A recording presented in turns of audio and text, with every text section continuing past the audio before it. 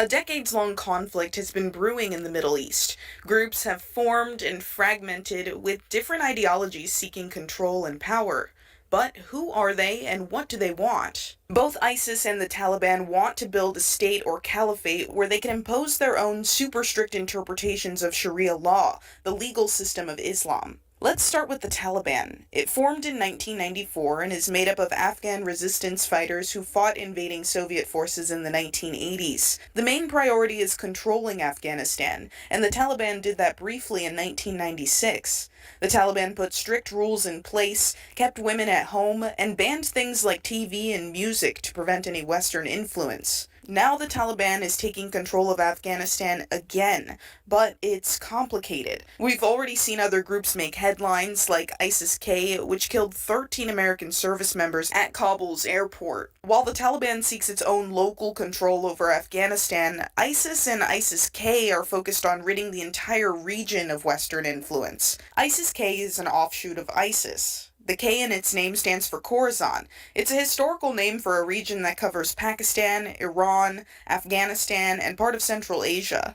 ISIS and ISIS-K are similar in what they believe, but K is a little more intense. ISIS-K tends to recruit Afghan and Taliban defectors who feel the Taliban's methods aren't extreme enough. Some of the worst bombings that we've seen in the last few years are believed to have been carried out by ISIS-K in Afghanistan, including a couple of months ago in May, they bombed a women's school that killed over 75 people.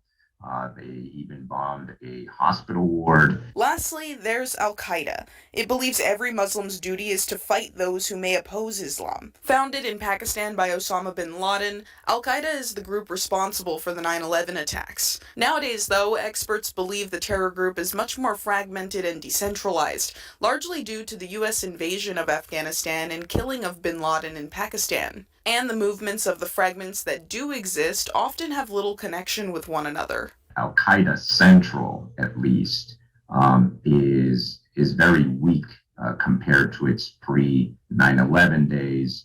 It has weak leadership, weak organizational capability, but you do have these affiliates, especially Al Qaeda in the Arabian Peninsula and Yemen, that are of concern to the United States.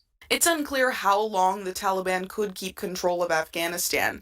It has promised a more lenient regime, but groups like ISIS and ISIS-K remain a threat to the Taliban, just like they do to the U.S. military. With the U.S. pulling out of Afghanistan, where does the country go from here? And what about its surrounding countries? Only time will tell.